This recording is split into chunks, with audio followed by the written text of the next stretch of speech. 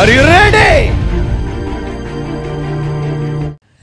యేసయ్య నీ యందు కృప చూపవలనని ఆశిస్తున్నాడు.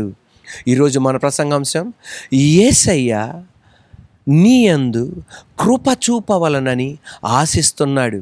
యెషయా గ్రంథం 30వ అధ్యాయం 18వ వాక్యం 19వ వాక్యం. యెషయా గ్రంథం 30వ అధ్యాయం 18, 19వ వాక్యం. కావున మీ యందు దయచూపవలనని యెహోవా ఆలస్యం చేయుచున్నాడు, మిమ్మును కరుణింపవలనని ఆయన నిలబడి ఉన్నాడు. యెహోవా న్యాయము తీర్చు దేవుడు, ఆయన నిమిత్తం కనిపెట్టుకొని వారందరూ ధన్యులు. సియోనులో యెరూషలేములోనే యొక్క జనము కాపురముండును. జనమా, నీవిక ఏ మాత్రమును కన్నీళ్లు విడువవు. ఆయన నీ మొర్రను విని నిశ్చయముగా నిన్ను కరుణించును. ఆయన నీ మాట వినగానే నీకు ఉత్తరమిచ్చును. దేవాది దేవుడు నీకు నాకు సెలవిచ్చే మాట ఏంటంటే, నీ మీద నేను కృప చూపవలనని ఆశిస్తున్నా, దయ చూపాలని ఆశిస్తున్నా, కనికరం చూపాలని నేను ఆశిస్తున్నా. అంతేగాని నీ మీద పగ తీర్చుకోవాలని, కక్ష తీర్చుకోవాలని, కోపంగా ఉండాలని, నా ఉగ్రత నీ మీదకి పంపించాలని, నిన్ను హాస్పిటల్ పాలు చేయాలని, నిన్ను అప్పులు పాలు చేయాలని, నిన్ను రోగిగా మార్చాలని నేను ఆశించట్లా. నేను నీ మీద దయ చూపాలని ఆశిస్తున్నా, కృప చూపాలని ఆశిస్తున్నా. నిశ్చయముగా 19వ వాక్యం చెప్పబడుతుంది, నిశ్చయముగా నీ మీద నేను కనికరం చూపాలని ఆశిస్తున్నా. ఈ రోజున పరిశుద్ధాత్మ దేవుడు నీతో మాట్లాడేది, ఈ మట్టి బొమ్మను నిలబెట్టి నీతో సాతానుగాడు నీ చెవుల్లో ఊదుతున్నాడా? దేవుని ఉగ్రత నీ మీద పడబోతుంది, దేవుని యొక్క కోపాగ్ని నీ మీద పడబోతుంది. ఈరోజు పరిశుద్ధాత్మ దేవుడి మట్టి బొమ్మను నిలబెట్టి నీతో చెప్పేది, ఆయన నీ మీద కృప చూపాలని ఆశిస్తున్నాడు. ఒక తండ్రికి 2 కుమారులు. పెద్ద కుమారుడు ఇంటిలో ఉన్నాడు, రెండో కుమారుడు ఇంటిలో నుండి వెళ్ళిపోయాడు. అంతా నాశనం చేసుకొని, అంతా నష్టపరుచుకొని, ఆత్మీయతలో నష్టపరుచుకొని, శరీర విషయంలో నష్టపరుచుకొని, ఆర్థిక విషయంలో నష్టపరుచుకొని, విలువ ఘనత పలుకుబడిలో నష్టపరుచుకొని, ఏమీ లేక నిండు మనిషిగా వెళ్ళినవాడు ఒట్టి మనిషిగా, ఓటి కొండగా తిరిగి వస్తున్నాడు. అటువంటి టైంలో నాన్న తన రెండవ కుమారుని చూచి పరిగెత్తుకుంటూ వెళ్తున్నాడు. ఎవరి దగ్గరికి? తన కుమారుడు దగ్గరికి. కుమారుడు అనుకుంటున్నాడంట, నాన్న ఏ శాపనార్థాలు పెడతాడో, నాన్న ఏమంటాడు. కానీ ఆ తండ్రి అన్నదేంటి తెలుసా? నువ్వు పనోడుగా నన్ను స్వీకరించమంటున్నావు, కానీ నిన్ను సేవకుడుగా, పనోడుగా కాదు నేను నిన్ను అంగీకరించేది, స్వీకరించేది. నేను నిన్ను ఎలా అంగీకరిస్తున్నాను తెలుసా? నా కుమారుడిగా నేను నిన్ను అంగీకరిస్తున్నా. నీ మీద నేను దయ చూపాలని ఆశిస్తున్నా. వద్దనకు, నీ మీద నేను కనికరం చూపాలని ఆశిస్తున్నా. నేను నీ మీద కృప చూపాలని ఆశిస్తున్నా. యాకోబు, ఏశావు. యాకోబుకి అర్థమైంది ఏశావు ఎందుకు వస్తున్నాడు తెలుసా? చంపడానికి. ఆయన కక్షతో వస్తున్నాడు, పగ తీర్చుకోవడానికి వస్తున్నాడు. కానీ యేసయ్య ఈరోజు నీ దగ్గరికి వచ్చేది ఎందుకు తెలుసా? దయ చూపాలని, కృప చూపాలని, కనికరం చూపాలని ఆయన నీ దగ్గరికి వస్తున్నాడు. సమూయేలు ప్రవక్త అన్నాడు, మీ చివరి కుమారుడైన దావీదును పిలవండి అని. దావీదు వచ్చాడు. దావీదు రాగానే దావీదు అనుకుంటున్నాడంట, ఏమి నా మీదకు వస్తుందో, ఏ ఉగ్రత నా మీదకు వస్తుందో. ఎందుకంటే ఆ కాలంలో ప్రవక్తలు ఒకరి ఇంటికి రావడం చాలా కష్టం, యాజకులు ఒక ఇంటికి వెళ్ళడం చాలా కష్టం. ఎవరన్నా ప్రవక్తలు ఆ వీధికి వచ్చారా, ఆ గ్రామానికి వెళ్ళారా, ఆ ఇంటికి వెళ్ళారా, దానికి అర్థం ఏం అడుగుతారు? సార్, యాజకుడా, ప్రవక్త గారు, మీరు ఎందుకు వచ్చారు? సమాధానంతోనే వచ్చారా? లేకపోతే ఏదన్నా సరే ఉగ్రత మాటలు చెప్పడానికి వచ్చారా? శాపనార్థాల మాటలు చెప్పడానికి వచ్చారా? అనగానే ఏమని చెప్తారు తెలుసా? సమాధానంతోనే నేను వచ్చా. కొంతమంది అలాగన్నారు, పలానా కీడు చెప్పడానికి నీ దగ్గరికి వచ్చా. కానీ ఈ రోజున మన యేసయ్య, మన ప్రధాన యాజకుడు, ప్రవక్త కన్నా గొప్పవాడు యేసు ప్రభువారు నీ దగ్గరికి ఎందుకు వచ్చాడు తెలుసా? దయ చూపెట్టడానికి, కృప చూపెట్టడానికి, కనికరం చూపెట్టడానికి. దావీదుతో సమూయేలు ప్రవక్త ఏమంటున్నాడు తెలుసా? నేను నీ మీద కనికరం చూపెట్టడానికి వచ్చా. గొర్రెల కాపరైన నిన్ను దేవాది దేవుడు సింహాసనానికి ఎక్కించబోతున్నాడు. Praise the lord. దావీదు సింహాసనానికి వచ్చాడు. దావీదు సింహాసనంలో కూర్చోగానే రాజుగా పట్టాభిషేకం చేయబడిన తర్వాత తన కింద ఉన్న వాళ్ళని అడిగాడు, సౌలు కుటుంబంలో ఉన్నవారు ఎవరన్నా ఉన్నారా? నా మిత్రుడైన యోనాతాను కుటుంబం తరపున ఎవరన్నా ఉన్నారా అనగానే అక్కడ ఉన్న వాళ్ళు ఏమన్నా తెలుసా? సౌలు యొక్క మనవడు యోనాతాను గారి యొక్క కుమారుడైన మెఫీబోషెతు ఉన్నాడు. అతను 2 కాళ్ళు కుంటివాడు, బలహీనుడు. అతను లోదీబారులో ఉన్నాడు, పచ్చదనం లేని చోటన ఉన్నాడు. వెంటనే దావీదు అన్నాడు, అతన్ని పిలవండి అనగానే గుర్రాలతోనూ రథాలతోనూ లోదీబార్ దగ్గరికి వెళ్ళి, నిన్ను రాజు పిలుస్తున్నాడయ్యా. ఆ కాలములో వేరే రాజు మనవళ్ళు కానీ రాజు కుమారులు కానీ ఎవరినన్నా వేరే రాజు వచ్చి పిలుస్తున్నాడంటే దానికి అర్థం అతన్ని చంపడానికి కానీ పగ తీర్చుకోవడానికి కానీ కక్ష తీర్చుకోవడానికి కానీ. ఎందుకు తెలుసా? మీ తాత అలా చేశాడురా, మీ నాన్న అలా చేశాడు.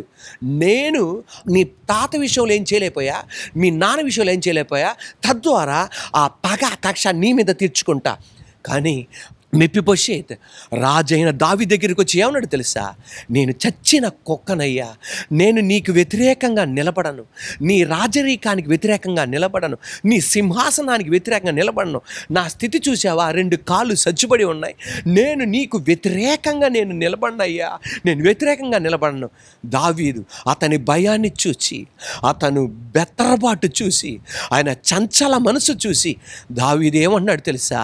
నేను పగ తీర్చుకోవడానికి కాదు నేను నిన్ను పిలిచింది, కక్ష తీర్చుకోవడానికి కాదు నేను పిలిచింది. నేను ఎందుకు పిలిచాను తెలుసా? నీ మీద దయ చూపాలని, నీ మీద కనికరం చూపాలని, నీ మీద ప్రైజ్ ద లార్డ్ కృప చూపట్టాలని.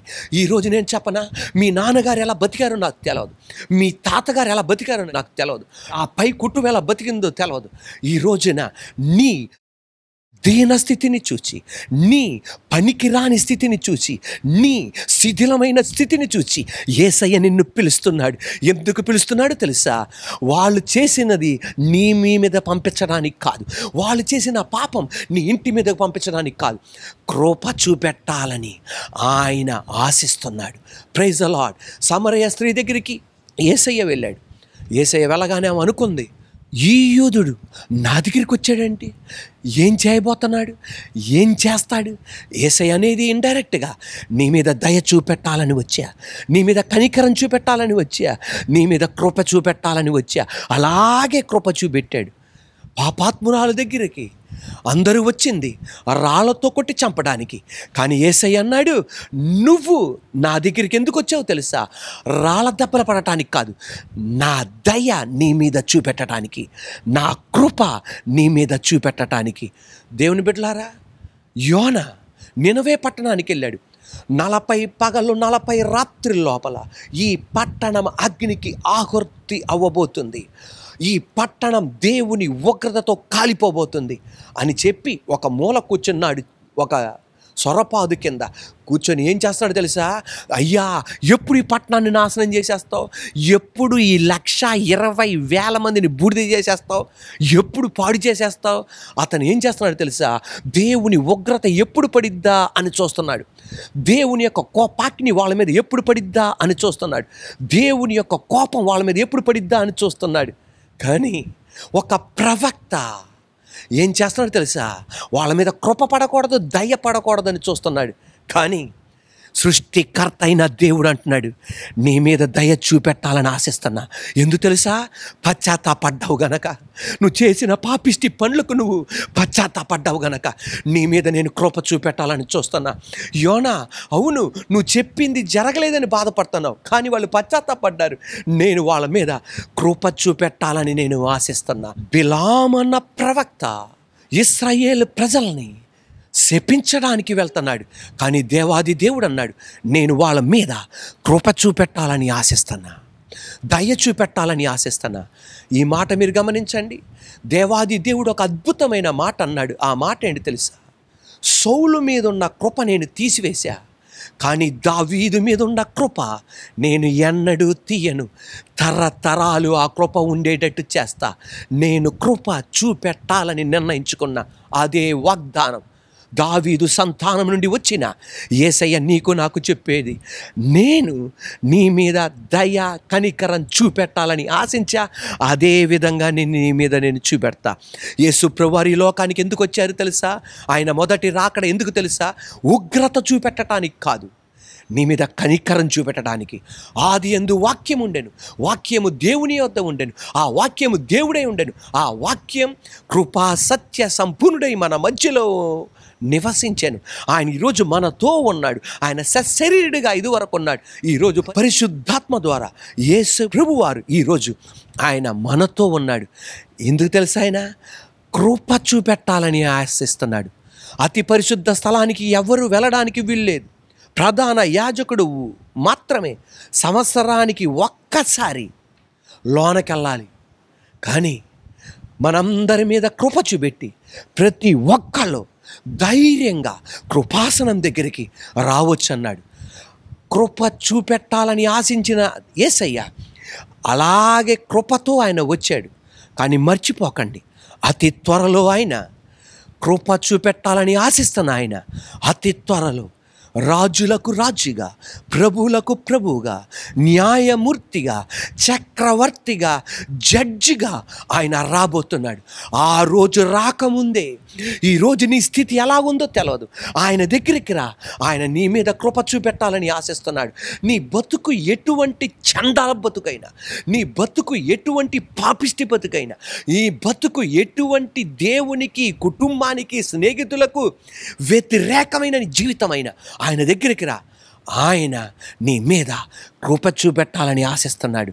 కానీ ఒక రోజు రాబోతుంది, ఆయన జడ్జిగా, రాజులకు రాజుగా, ప్రభువులకు ప్రభువుగా రాబోతున్నాడు. ఆ రోజు రాకముందే ఆయన ఇచ్చిన ఆపర్చునిటీ, ఆయన ఇచ్చిన అవకాశం జార విడుచుకోకు. ఆ అవకాశాన్ని ఉపయోగించు. ఆయన నీ మీద కృప చూపెట్టాలని ఆశిస్తున్నాడు.